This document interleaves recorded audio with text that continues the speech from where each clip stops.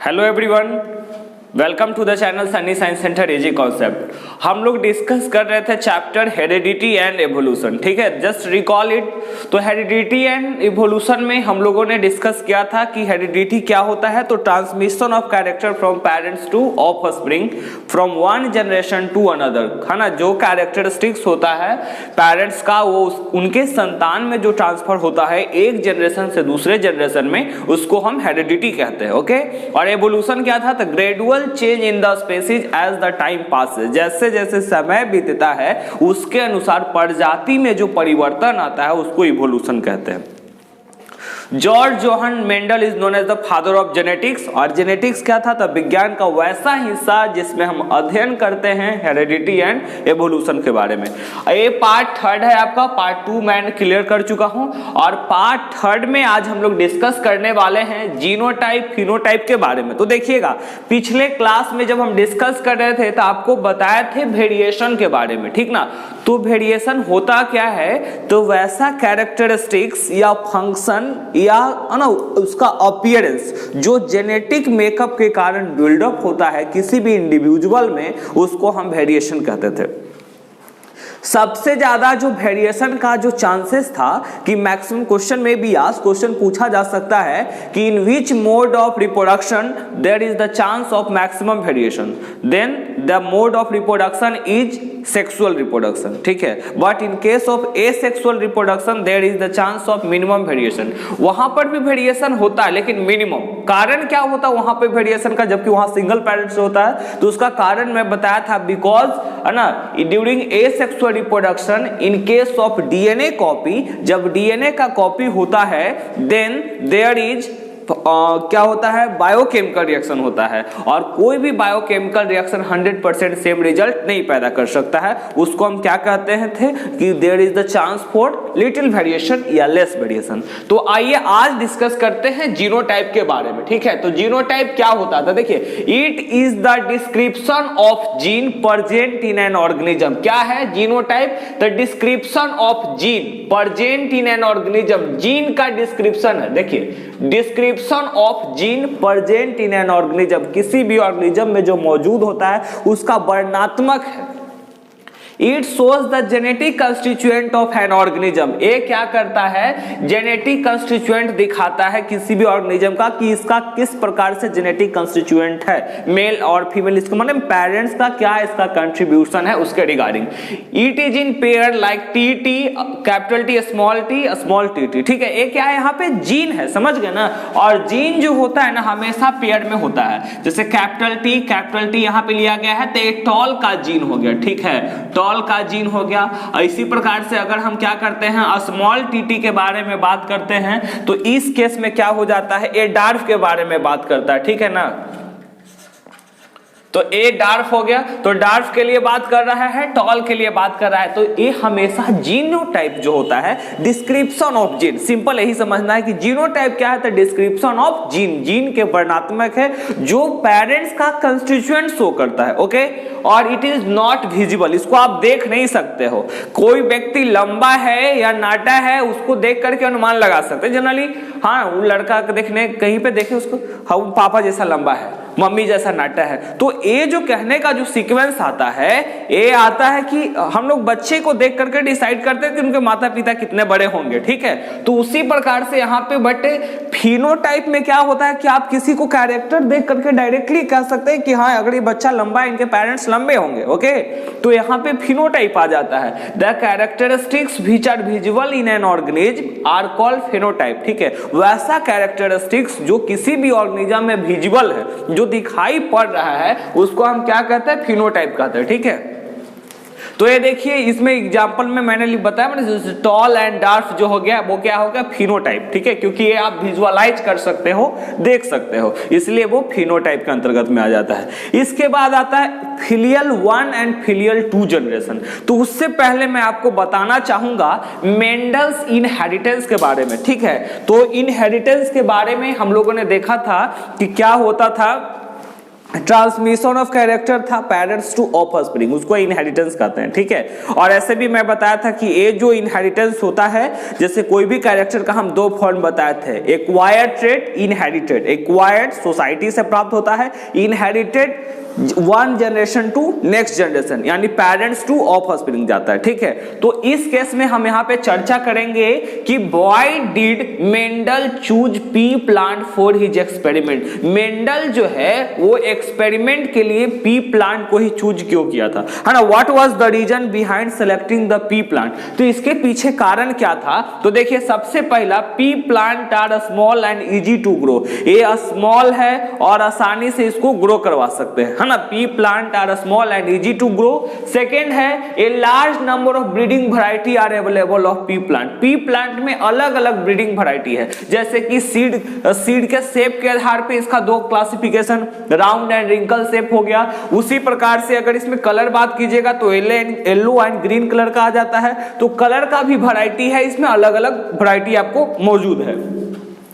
फिर देखिए it has short life cycle, इसका जो जीवन अवधि है वो शॉर्ट ड्यूरेशन का होता है। और यहाँ पे both cross and self pollination are possible. यहाँ जो होता है कहने का चेंज, यहाँ पे क्या कह रहा है, सबसे पहले कारण क्या था, देखिए बता रहा है कि why Mendel choose pea plant. तो पी प्लांट एक्सपेरिमेंट के लिए लिया गया था। देखिए pea plants are small and easy to grow, ये स्मॉल है और आसानी से इसको ग्रो करवाया जाता है, ठीक है। और large number of breeding variety कह रहा है यहाँ पे, देखिए ब्रीडिंग वैरायटी आर अवेलेबल। ये जो ब्रीडिंग वैरायटी है इसमें कौन कौन सा आ गया, तो शेप के आधार पे आ जाएगा, शेप के आधार पे आ जाएगा। और सेकंड जो है आपका कलर के बेसिस पे। तो शेप में मैं बताया आपका कि इसका दो shape, round and wrinkle shape होता है, और कलर के आधार पे येलो एंड ग्रीन, ओके। इसके बाद इट है शॉर्ट लाइफ साइकिल, इसका जो ड्यूरेशन भी है ना शॉर्ट लाइफ साइकिल है, इसलिए एक्सपेरिमेंट के लिए इजी था। और सबसे बड़ी बात कि इस पौधा का दोनों पॉलिनेशन पॉसिबल था, self pollination as well as cross pollination. Then the question strike in mind कि पॉलिनेशन है क्या, माइंड में क्वेश्चन आता है कि आखिर पॉलिनेशन कहते किसको है। तो transfer of pollen grain from male part of flower to the female part is called pollination. और ये जो पॉलिनेशन होता है दो प्रकार के होते हैं, self pollination, cross pollination. Self pollination किसको कहते हैं, the transfer of pollen grain from the male part of flower to the female part in same plant. अगर उसी प्लांट में मेल पार्ट का पॉलन ग्रेन फीमेल पार्ट को transfer होता है तो उसको बोलते हैं self pollination. But when pollen grain transfer to the female part of another plant of same kind, अपने ही प्लांट का मतलब कि अपने ही काइंड के प्लांट का दूसरे प्लांट में, मतलब मेल का पॉलन ग्रेन दूसरे के फीमेल पार्ट में जाता है, उसको हम क्या बोलते हैं, क्रॉस पॉलिनेशन। और क्रॉस पॉलिनेशन के लिए एजेंट होते हैं, ठीक है, वही क्या करते हैं, पॉलन ग्रेन को ट्रांसफर करते हैं। दैट एजेंट में भी इंसेक्ट हो सकता है, ह्यूमन बींग्स हो सकता है, वाटर हो सकता है, उसके बाद एयर हो सकता है, विंड होगा ना, एयर विंड वगैरह, ये सारा चीज जो आ जाते हैं वो क्या है, एजेंट्स ऑफ क्रॉस पॉलिनेशन। ये हेल्प करते हैं क्रॉस पॉलिनेशन करवाने में, ठीक है। अब हम बात करेंगे इसमें फिलियल 1 एंड फिलियल 2 जनरेशन के लिए, ठीक है। ये छूटा हुआ, देखिए समझिए इसको। देखिए पेरेंटल क्रॉस किसी भी कैरेक्टर ड्यूरिंग मेंडलिव, जब मेंडल जो एक्सपेरिमेंट किया था, जॉर्ज जोहन मेंडल जब एक्सपेरिमेंट किए थे तब उनका जो सबसे F1 जनरेशन में, तो वो जब दो कैरेक्टर लेकर के चले थे, पहला कैरेक्टर लिए थे टॉल प्लांट और फिर दूसरा का जो लिए थे डार्क प्लांट, ठीक है। ये जब लिए थे और उनको जब आपस में क्रॉस कराया तो आपको यहां पे समझना, F1 जनरेशन का मतलब होता है, F1 जनरेशन का जो मतलब होता है उसका मतलब होता है फिलियल 1 जनरेशन, फिलियल 1 जनरेशन, ठीक है। इसका मतलब यही होता है फिलियल 1 जनरेशन। और इस फिलियल 1 जनरेशन में क्या हुआ था, सबसे पहले इसको सिंपल आसान भाषा में कहा जाता है पेरेंटल क्रॉस।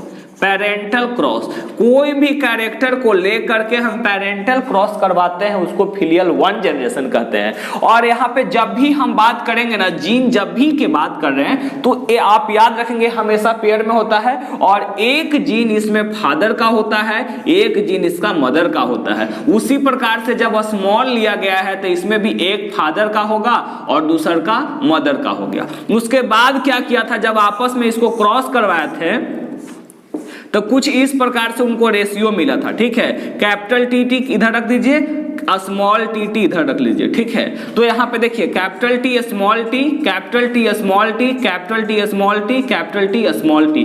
तो ये जो F1 जनरेशन हुआ, ठीक है, और इसका जो प्रोडक्ट मिला था, F1 जनरेशन का जब प्रोडक्ट मिला था क्रॉस के बाद, वो था 4:0, जहां पे 4 क्या था, टॉल मिला था, है ना, और डार्फ कितना 0, ठीक है, 4:0, ये डार्फ हो गया। तो प्रोडक्ट यहाँ पे बता रहा है F1 जनरेशन में क्या बता रहा है, parental cross, simple parental cross को हम क्या कहते हैं, तो F1 जनरेशन कहा जाता है, ठीक है। और F1 जनरेशन जो प्रोडक्ट निकला था वो 4:0, 4 टॉल था और 0 डार्क था, ठीक है। इसके बाद का होता है कि जो F1 का प्रोडक्ट निकलता है ना, F1 का जो प्रोजेनी निकलता है, उसको आपस में क्रॉस करवाते हैं, तो उसका कहा जाता है सेकेंड जनरेशन, सेकेंड जनरेशन। और हम कहते हैं फिलियल 2 जनरेशन, फिलियल 2 जनरेशन, ठीक है। कब, जब F1 का प्रोडक्ट को आपस में क्रॉस करवाते हैं। तो देखिए F1 का लिया गया प्रोडक्ट जो है कैपिटल टी स्मॉल टी, तो इसमें हम एक कैपिटल टी स्मॉल टी, एक कैपिटल टी स्मॉल टी, तो यहाँ पे मान लीजिए कि एक फादर का जीन, यहाँ पे एक मदर, सिमिलरली एक फादर का जीन, एक मदर का जीन। अब यहाँ पे भी आपस में जब हम क्रॉस करवाएंगे, ठीक है, ठीक है, जब यहाँ पे क्रॉस करवाया गया था capital T small T, capital T small T को लेकर के, तब क्या हुआ था, देखिए capital T, capital T, capital T small T, capital T small T, small T small T, ठीक है। तो ये जो कैपिटल टी स्मॉल टी है, ये टॉल को रिप्रेजेंट कर रहा है, ये कैपिटल टी भी जो है वो टॉल को रिप्रेजेंट करता है, but when both are small T it represent dwarf plant, ठीक है। तो यहाँ जो रेशियो ऑब्टेन हुआ था, प्रोडक्ट का जो रेशियो मिला था वो कितना था आपका, तो 3:1, ठीक है। यहाँ जो रेशियो ऑब्टेन हुआ था उसको 3:1, यानी कि 3 जो यहाँ पे था वो टॉल प्लांट आया था, टॉल निकला था, और एक क्या था आपका, डार्फ आ गया था, ठीक है। ये यहाँ पे रेशियो ऑब्टेन हुआ था। तो समझिए फिलियल 1 का स्टेटमेंट क्या कहता, आप यहाँ पे समझेंगे, when 2 parents cross to produce offspring, है ना, जब 2 पेरेंट्स आपस में क्रॉस करते हैं, प्रोड्यूस ऑफस्प्रिंग, तो जो उनका जो प्रोजेनी उत्पन्न हुआ उसको हम फिलियल 1 जनरेशन कहते हैं। आसान भाषा में सिंपली क्या कहते हैं, तो parental cross are known as filial 1 generation, parental cross को हम फिलियल 1 जनरेशन कहते हैं, okay.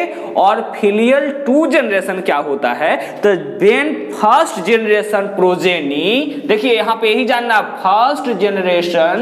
First generation progeny cross among themselves, है ना, जब F1 का जो प्रोजेनी निकल रहा है वो आपस में क्रॉस करता है to produce second generation progeny, इसको हम क्या कहते हैं, फिलियल 2 जनरेशन कहते हैं। So this is all about the video, मिलते हैं नेक्स्ट वीडियो में, थैंक यू।